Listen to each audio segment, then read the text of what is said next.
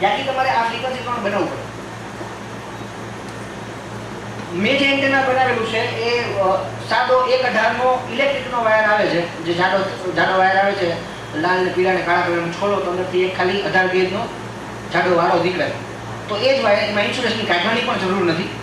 એના બે લેન્થના કટકા લઈ અને આ વાયર વાળવાનો ફાયદો શું થાય કે તમારે વચ્ચે બાંધવા માટે કોઈ ઇન્સ્યુલેટર, સામે છેડે બાંધવા માટે કોઈ ઇન્સ્યુલેટરની જરૂર ન પડે. એ જ વાયરની ગાંઠ મારી દો હાલ, કેમ કે વાયર પછી ઇન્સ્યુલેટેડ છે, બરાબર. અને આપણું એટલું બધું ક્રિટિકલ વર્ક નથી કે જેમાં આપણે સ્પેશિયલી ડિઝાઇન ઇન્સ્યુલેટર વાપરવા પડે. વચ્ચે ઇન્સ્યુલેટર તરીકે મેં ખાલી એક એક્રેલિકનો કટકો વાપરેલો છે.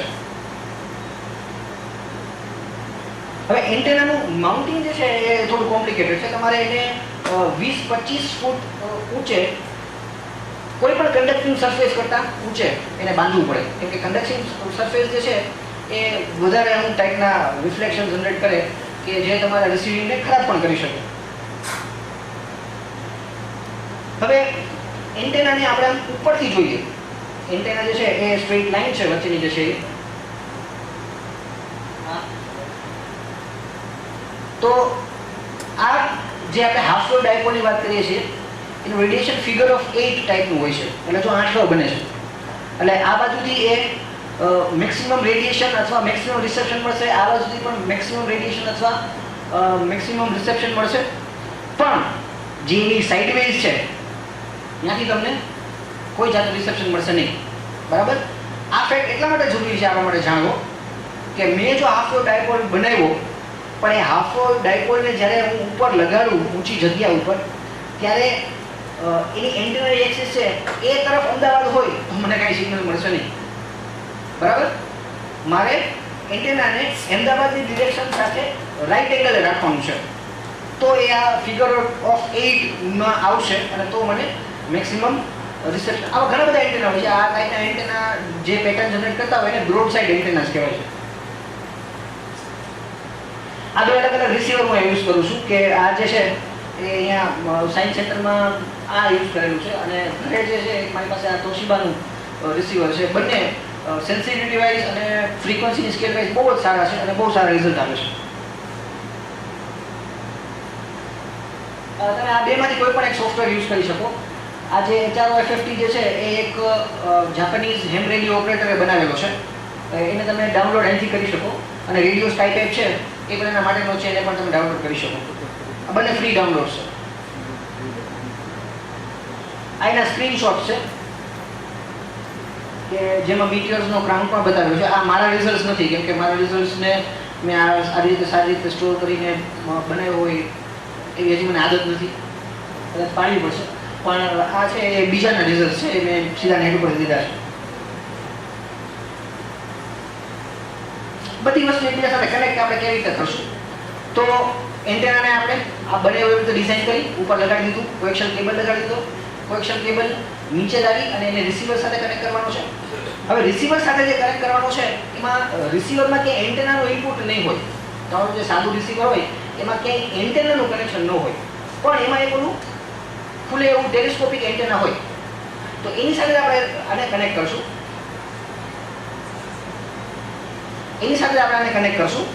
પણ એમાં પાછો એક પ્રોબ્લેમ થાય કે એમાં તો તમે એક જ વાયર દઈ શકો. જેને આપણે એન્ટેનામાંથી કેટલા વાયર આવે છે? 2, બરાબર. તો જે સેન્ટર વાળો કંડક્ટર છે એને આપણે આપણા રેડિયોના જે ટેલિસ્કોપિક એન્ટેના છે એની સાથે સીધો લગાડી દઈશું. એમાં તમે ક્રોકોડાઇલ પિન વાપરી શકો અને સીધો લગાડી દો. જેની જાળી છે, જે શીલ્ડ છે, જે ગ્રાઉન્ડ છે, એને તમારે રિસીવરના ગ્રાઉન્ડ સાથે લગાડવાનો છે. અને રિસીવરનો ગ્રાઉન્ડ અગેન પાછો આપણી પાસે આપણને એક્સેસ હોતો નથી, પણ એક સિમ્પલ ટ્રીક હું યુઝ કરું છું કે તમારા રિસીવરનો તો લાઇન આઉટ હોય, કોઈ પણ જાતનું લાઇન આઉટ કે લાઇન ઇન કે સ્પીકર આઉટ એવું હોય તો એ આવું હશે. આને RCA પિન કહેવાય છે. આપણે બધા જો સેટઅપ બોક્સ હોય તો સેટઅપ બોક્સથી ટીવી વચ્ચે જે કેબલ કનેક્શન લગાડીએ છીએ એ RCA to RCA કહેવાય છે. RCA stands for radio corporation of અમેરિકાનું કંડક્ટર છે. તો આ ટાઈપના કનેક્શન હશે. એમાં જે આ બહારની બાજુ હોય છે, જે આ બહારની બાજુ સ્ટીલની ચમકતી દેખાતી હોય એ હંમેશા સિસ્ટમનો ગ્રાઉન્ડ હોય. અને તમે એક પિન બનાવી લો, એમાં બહારની બાજુને છોલ્ડર કરો અથવા કનેક્ટ કરી દો, અથવા એ પિન એમને ભરાવી એની સાથે ક્રોકોડાઇલ ક્લિપ બહારની મોટા સાથે ભરાવી દો, તો પણ તમારો ગ્રાઉન્ડ સાથે કોન્ટેક્ટ થઈ ગયો. જો આવું કંઈ ન હોય તો ઓબ્વિયસલી રિસીવરની અંદર માઇક ઇનપુટ અને હેડફોન ઇનપુટ તો હેડફોન આઉટ તો હશે જ, તો એમાં તમારે આવું કંડક્ટર લગાડવાનું હોય છે, જેને આપણે ઈપી કહેશું, જે આપણા 3.5 mm જેક તરીકે વધારે ઓળખીએ છીએ. અત્યારે બધાના સેલફોનમાં આવે આ 3.5 mm ના જેક આવવા લાગ્યા છે. તો આ ઈપી પિન છે જે એમાં તમે જોશો તો આવી 2 રિંગ છે, દેખાય છે? 2 બ્લેક કલરની રિંગ અહીંયા સારી બતાવેલી છે. તો એ 2 બ્લેક કલર રિંગમાં જે આ નીચેનો જે પોર્શન છે, બંને રિંગ પછી પિનને આપણે જ્યાંથી પકડીએ છીએ પ્લાસ્ટિકના હાઉસિંગ પાસે, એ પિનનો ગ્રાઉન્ડ હોય છે. ધેટ મીન્સ કે સિસ્ટમનો પણ ગ્રાઉન્ડ હોય છે. તો એની સાથે પણ તમે ક્લિક કરી અને ગ્રાઉન્ડ કનેક્શન કરી શકો.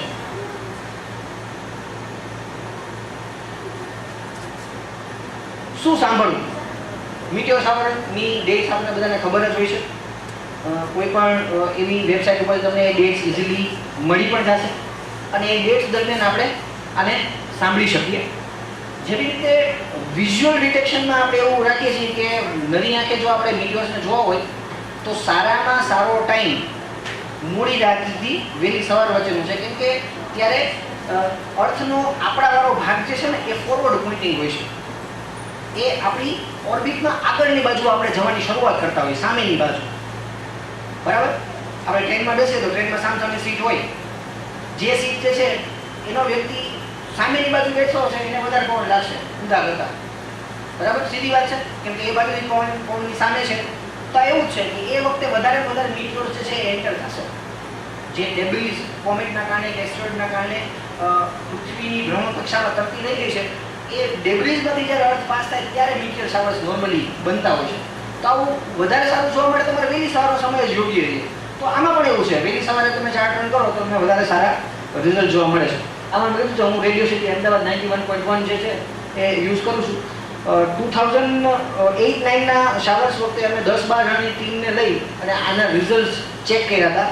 તો 85 to 90% જેટલું કોરિલેશન આવતું હતું. અને એ પણ એવું કે એ જેટલા રેકોર્ડ કરતું એમાંના 85-90% અમે વિઝ્યુઅલી રેકોર્ડ કરેલા હતા. એ તો વધારે જ કાઉન્ટ દેખાતું, કારણ કે કોઈક અમે કદાચ વિઝ્યુઅલી મિસ કરી ગયા હોય. આ એક બીજો નાનો એક્સપેરિમેન્ટ છે કે જે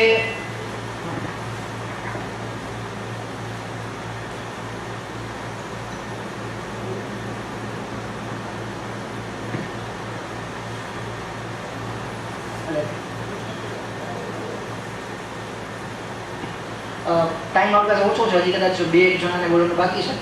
તો બાકીના 2 એક્સપેરિમેન્ટ હું બાકી રાખી દઉં છું.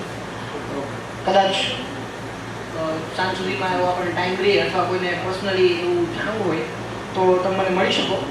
હું તો અહીંયા જ હોઈશ. અને બીજો જે એક્સપેરિમેન્ટ હતો એ હાઉ ટુ રેકોર્ડ લાઇટનિંગ સ્ટ્રાઇક્સ એને લાગતો હતો. આપણી સિઝન હવે પૂરી થવામાં છે, કેમ કે હમણાં વરસાદ શરૂ થઈ જશે એટલે લગભગ ઓક્ટોબર સુધી તો આપણે આકાશમાં કાંઈ જોવા જેવું નહીં રહે. તો આ દરમિયાનમાં એક્ટિવિટી કરવા જેવી કે તમે કમ્પ્યુટર ઉપર વીજળીના કડાકાઓને નોંધી શકો. એ પણ એવા કે જે કદાચ તમારાથી 20, 25, 30 કિલોમીટર દૂર થતા હોય અને દેખાતા પણ ન હોય એવા, એને રેકોર્ડ કરી શકો. તો એવું એક નાનકડી વસ્તુ માટે હતું. અને ત્રીજું જે હતું એ રેડ LED લાઇટ કે જે સ્ટાર વોચિંગમાં આપણે યુઝ કરી શકીએ, જેની ઇન્ટેન્સિટી પણ આપણે ઓછી ને વધારે કરી શકીએ. Thank you.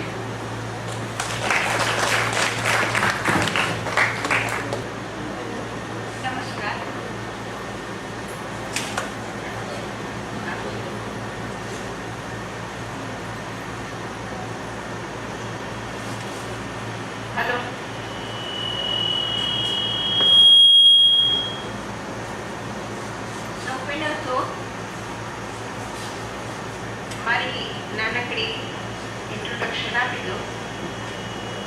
હું અંજના દવે હમણાં જ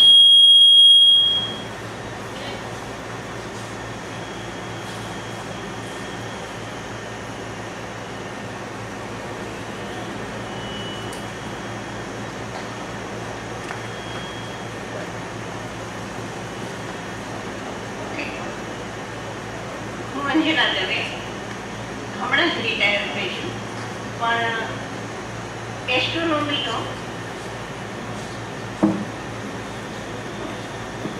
કદાચ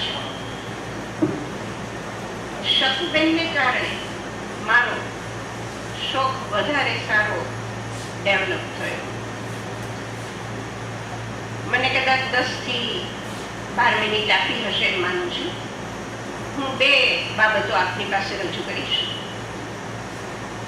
પહેલી બાબત એ કે જીવન આખું શિક્ષક તરીકે વિતાવ્યું એમાં મારા પાયામાં મારા પિતાશ્રી અને ગુરુશ્રી છે. મારા પિતાશ્રી પણ સતત મોડેલથી ભણાવતા અને મને જે શિક્ષક મળ્યા ફિઝિક્સના, કદાચ આમાંથી ઘણા બધા ઓળખતા હશે, શ્રીકુમાર જયંતભાઈ આચાર્ય, એ પણ સંપૂર્ણતઃ મોડેલથી ભણાવવા વાળા સ્વભાવના. આ બધાનું મિશ્રણ કદાચ નાનપણથી મારામાં પડ્યું અને મને મારા પિતાશ્રી ભૂગોળ હાથથી દોરીને ભણાવતા આજે પણ મને યાદ છે કે કોઈ પણ વસ્તુના, કોઈ પણ દેશના, કોઈ પણ સ્થળના કઈ પણ વસ્તુ કહેવી હોય તો પહેલા ડ્રો કરે હાથથી, પછી ભણાવે. આજે મેં જોયું છે કે કેટલાક અમુક ઉંમરે પહોંચ્યા પછી મારા કરતા મોટી ઉંમરના કોમ્પ્યુટર ચલાવવામાં તકલીફ પડે, પણ ડ્રો કરવાનું જો તો ફટાફટ કરે છે. આ જનરેશન ગેપને ટેકનિકાલિટીનો થોડો બે વચ્ચેનો ગેપ છે. આ જે કઈ ગેપ છે એ આપણે એક બાજુ મૂકશું, પણ શિક્ષકના સ્વભાવ તરીકે સતત નવું કરવું જોઈએ એવું મેં કદાચ અનુભવ્યું છે અને હું કરતી રહું છું. તો મારા 2-3 મોડેલ નેશનલ કક્ષાએ ગયા.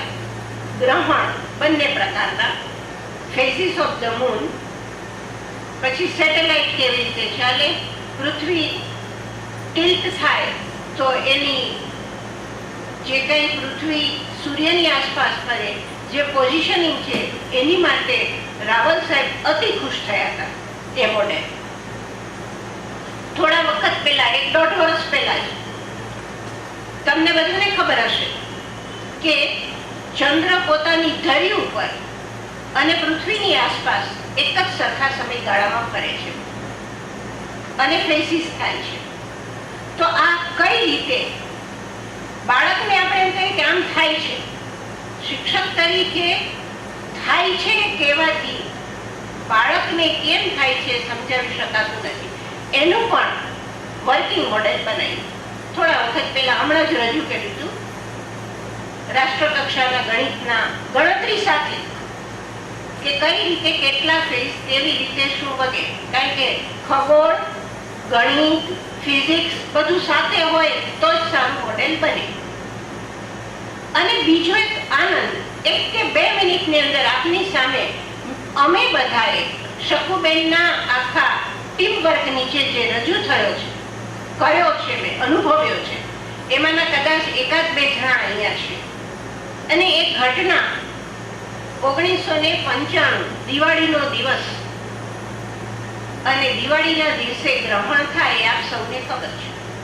દિવાળીના દિવસે આપણને જે કંઈ ગ્રહણની ઘટના 24મી ઓક્ટોબરે થઈ છે આપ સૌને કદાચ ખબર હશે. આપણને ગઈકાલે જ રાજમલ સાહેબે કેટલીક ઘટનાઓની વાત કરી, એમાંની સંપૂર્ણ સૂર્ય ગ્રહણની ઘટના, એમાં જુદી જુદી ઘટનાઓ બની. અહીંયા બધા બેઠા છે એટલે હું માનું છું કે સંપૂર્ણ સૂર્યગ્રહણ એક આહલાદક અનુભવ છે. અને ખગોળ વિશે કે ભૂગોળ વિશે કે એસ્ટ્રોનોમી વિશે જે કંઈ છે એ જાણનારા બેઠા છે. એટલે 5-6 ઘટનાઓ વિશે આમાંથી લગભગ બધાના નામથી પરિચિત હશો કે ફર્સ્ટ કોન્ટેક્ટ કોને કહેવાય, સેકન્ડ કોન્ટેક્ટ કોને કહેવાય, બેલિટ વિથ શું છે. તદુપરાંત એ સમયે આખો ચંદ્ર ઢાંકી દે છે સૂર્યને તો કોરોના કેવી રીતે દેખાય છે. સાઈડમાં એક વાત કરી લઉં કે તમારી પાસે વેધર ગ્લાસ હોય ને એની ઉપર તમે નાનકડો 5 રૂપિયાનો સિક્કો મૂકીને અત્યારે પણ કોરોના 1-2 સેકન્ડ માટે જોઈ શકો, કૃત્રિમ ગ્રહણ કરી. હું ઘણી વાર એવો ખતરો કરી લઉં છું. આ નાના પ્રયોગો શિક્ષક તરીકે એસ્ટ્રોનોમીની અંદર બાળકોને સમજાવવા માટે ક્યારેક ઉપયોગી થાય છે. ગ્રહણ કરાવવું છે, બતાવવું છે વર્ગમાં, નીચે ગયા ગ્રાઉન્ડમાં તો આવી રીતે ક્યારેક બતાવી શકાય, પણ રિસ્ક શિક્ષકે પોતાને પેલા જોઈ લીધા પછી લેવાય.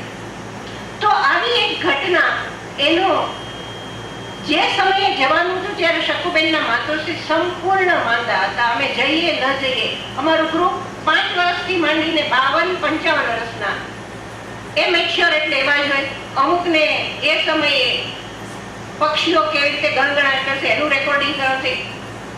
કોકને સંપૂર્ણ સૂર્યગ્રહણની બધી ફોટોગ્રાફી કરવી હતી. કેટલાકને ડાયમંડ રિંગ જ જોવી હતી, એનો જ ફોટો પાડવો હતો. અનાયાસે કોકને મારા જેવાને એમ હતું કે ના, આ શેડો બેન્ડ શું છે, મને અને કુમાર સાહેબને એવી ધૂન ચડી હતી કે શેડો બેન્ડના ફોટા લેવા.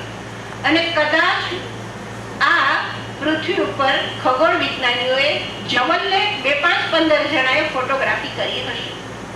એમાં તમે સૌ જાણો છો કે સૂર્ય ફરે છે, પૃથ્વી ફરે છે, ચંદ્ર ફરે છે, બધું ફરે છે. ફર્સ્ટ કોન્ટેક્ટ થશે ત્યારે શકુબેને કહ્યું હતું કે હું ડંકો વગાડીશ અને કોન્ટેક્ટ થઈ જાય એટલે તમે ચશ્મા ઉતારીને જોઈ શકશો, કારણ કે ઢંકાઈ ગયો છે. હવે કિરણો આપણી આંખને નુકસાન નહીં કરે. પણ 1-2 સેકન્ડના ગાળામાં તો શેડોબેન દેખાણા. તમે જમીન ઉપર મોટી ચાદર પાથરી હતી, મોટો માછડો હમણાં બતાવ્યો એમ ટેલિસ્કોપ માટેનો તૈયાર કર્યો હતો. એના ઉપર કેનન કેમેરા લગભગ 30-40 હજારથી વધારાનો અને 3000 આસાની સ્પીડનો સ્પેશિયલી વેન્ડર્સ ગ્લાસ કાઢી નાખીને મારા ફોટા લેવાના. વેન્ડર્સ ગ્લાસ હોય તો કઈ નું આવે, કારણ કે એની રેખાઓ કેટલી ઝડપથી ભાગતી હોય.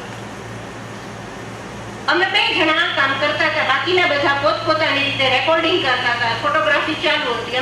મને બાળકોએ કહ્યું મારા કે બેન શેડોબેન દેખાણો.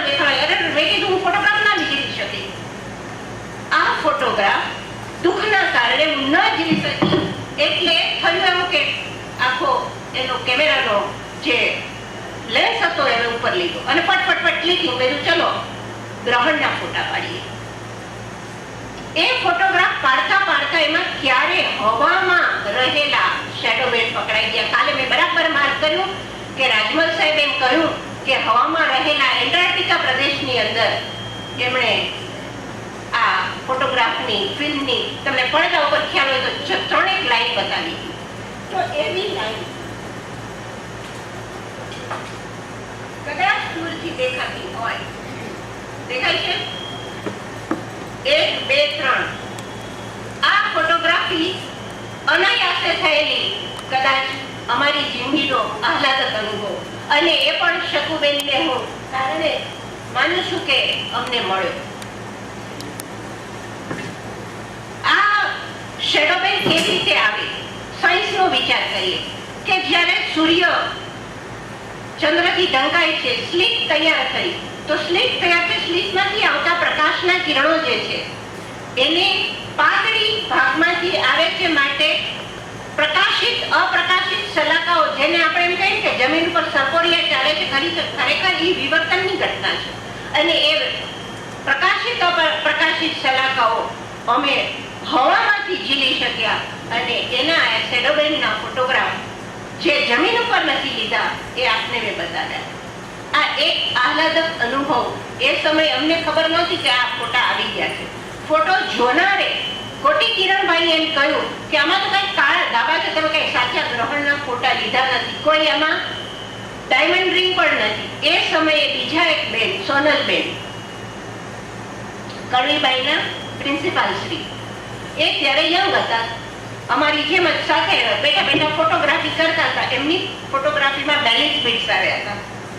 બેલેન્સ બિટ્સ શું છે પણ આપ સૌને ખબર હશે કે કોઈ પીકમાંથી નાનકડો પ્રકાશ પરાવર્તિત થઈને આવે, એના 1 કે 2 ફોટોગ્રાફ. મારા વિદ્યાર્થીએ ડાયમંડ રિંગના ફોટોગ્રાફ લીધા, અને મેં શેડોબેનના લેવા છે, ન લઈ શકે એનો અફસોસ હતો. પાછળથી અમને બંનેને ખબર પડી કે આ ફોટોગ્રાફ ખરેખર આ શેડોબેનના છે. એટલે એમેચ્યોર્સ જે કામ કરે છે અનાયાસે, એ પણ જિંદગીનો આનંદનો અનુભવ છે. મને એની માટે રાવલ સાહેબે બહુ સરસ અમને બંનેને પુરસ્કૃત લખાણ આપ્યું. દિલ્હીના જે રાઘવન, મિસિસ રાઘવન, નેહરુ પ્લેનેટોરિયમના ડાયરેક્ટરે પણ સરસ મજાનું લખાણ આપ્યું. ખુશ થઈ ગયા.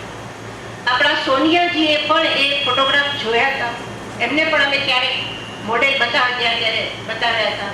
એટલે બધા જ ખુશ થયા છે. હા, બીજી એક વાત, મને 5-10 મિનિટ આપી સેવાની કદાચ 5 મિનિટ ચાલી ગઈ હશે. એક શિક્ષક તરીકે હંમેશા કહું છું કે શિક્ષકે વિદ્યાર્થીને ભણાવવો જોઈએ, પોતે જે કરે કેવું તો જોઈએ.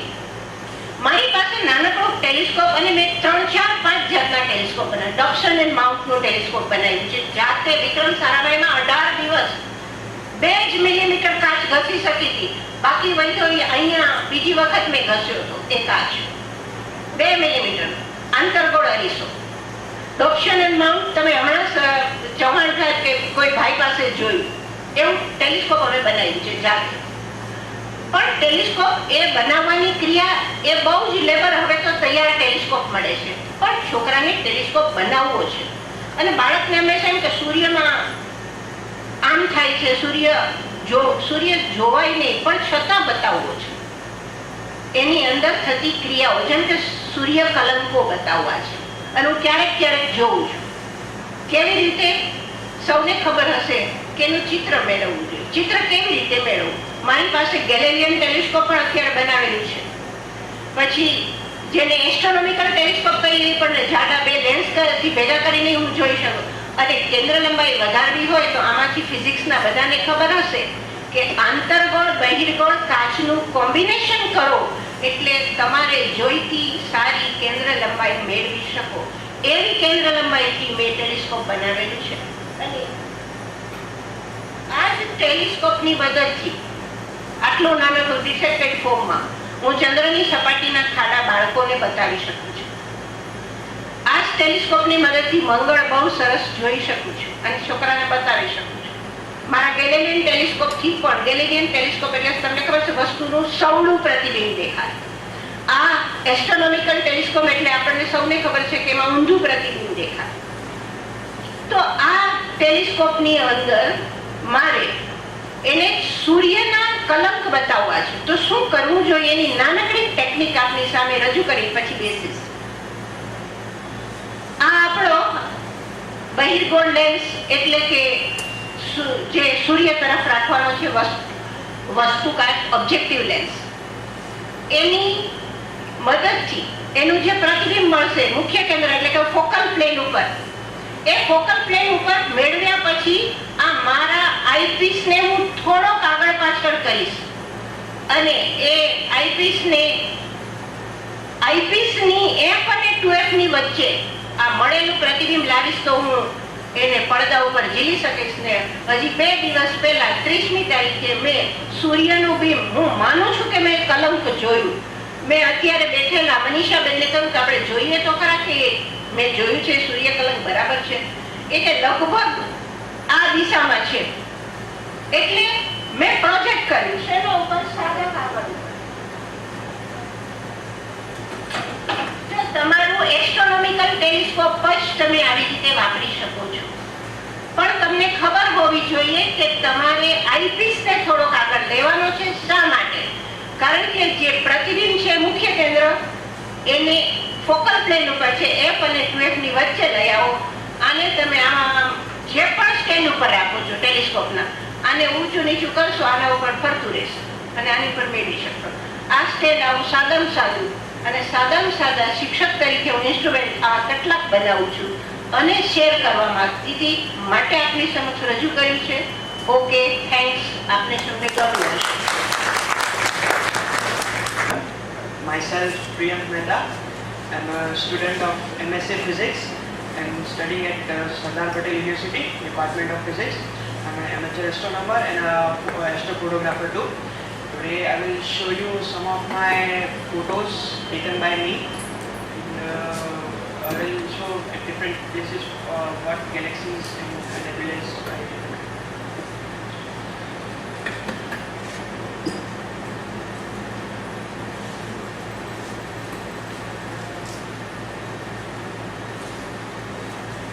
Okay, it's a bit like that, but you can see this is the Andromeda galaxy.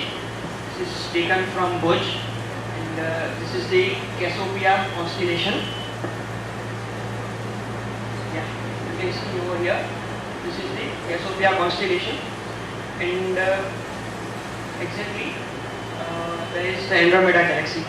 If you want to point out the Andromeda galaxy, you just have to point over this star and in the straight line, the first object will you see this is the Andromeda galaxy. Okay, this is ISS, International Space Station, taken from my home. Yeah, I can tell you this. This is the trail of that. Okay, this is Jupiter. The middle one over here, it is the Jupiter, and these four are the moons of the Jupiter: Io, Dynamite, Celestio, and Europa. This is taken by my camera using a 7300 mm lens, and this is the maximum zoom of over 300 mm, and I could capture Jupiter with its four moon. Okay, this is star trails for Jupiter over here, and this is called trails. I have taken over a region here called Nadiad with Ankit Soni and a few of my colleagues. Okay, this is M81 and M82. This is a very processed image. Me and my colleague Madai Parmar, we took this photo, and I think there would be some question going, how do you know this is M81 and M82? We confirmed with software called Stellarium, and exactly this is M81 and M82, and this photo was taken when there was a supernovae in M82, and in nearly 22nd January. Okay, this is a Milky Way. As you can see, a band over here. This is taken from Kodaikanal Solar Observatory. Yeah, let me see. There is some very hazy object here, object over here. This is the M4 galaxy, which we saw yesterday, and this is the Scorpion constellation. As you can see, this connects these three stars and whole goes over here. And this is the Antares star. You can see this is taken over a very dark place, while this is also the galaxy. Very hazy patch you can see over here. It is taken from my hometown Bhuj, and in the city lights I have taken this. Okay. This beautiful picture is Moon Venus conjunction. It was on 29th January 2014, and this is called Moon Venus trails. Okay. This is the same only. This is Moon, and this is the Venus. Okay. And this is Moon. With you can see some of the craters over here. Okay. There is one constellation Orion, which is Jupiter. We have taken with three friends over our hostel. We took around a 15-second exposure, and around 800 to 1600 ISO we gave, and over our head is the Orion, and this is the Jupiter. This is the Orion constellation, and the nebula over here. This is one of the trails, Orion trails, taken near Nadiad. Okay, this is my first capture of Orion Nebula. No equatorial mount, no motor. I just gave a 3.2-second exposure with ISO of nearly 6400 and captured this Orion Nebula. I was very much happy to capture this, and I was very much happy. Okay, this is called Saptarshi, or the 7 stars, and pointing at the pole star. The axis of our Earth is oriented toward this pole star. So we see pole star in a constant place only. It does not change its place. This is the pole star and the trails over it. The stars are called circumpolar stars. They seem to be rotate around pole stars, so they are called the circumpolar stars. This is taken over my hostel. Yeah. This is one of the trails taken over Kodaikanal Solar Observatory. The line you see over here is a plane was passing over there, so due to that a line was observed here. This is one of the planes. So this is also Polaris. You can see the stars are rotating around that. This is taken from my window of my hostel. And, this is the Jupiter. And moon was just coming over there, so I stopped over there. Okay. This is the summer trio. Jupiter, Venus, and Mercury. They are making a triangle over here. Due to light pollution over my city, I could not capture a better image, but I can get some of it. Jupiter, Venus, and I have made some videos also.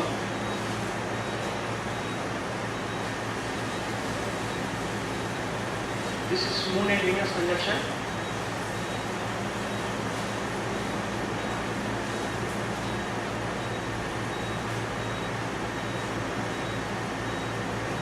This video is made from the photos only.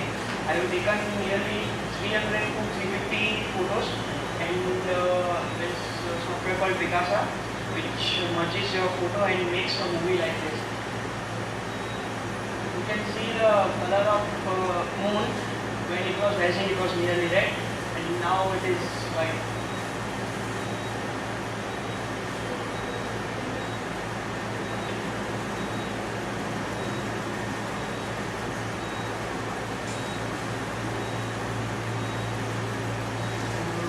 This is one movie of this is time lapse taken from a window.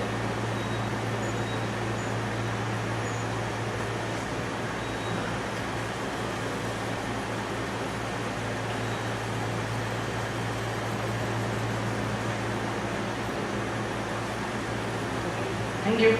Any questions and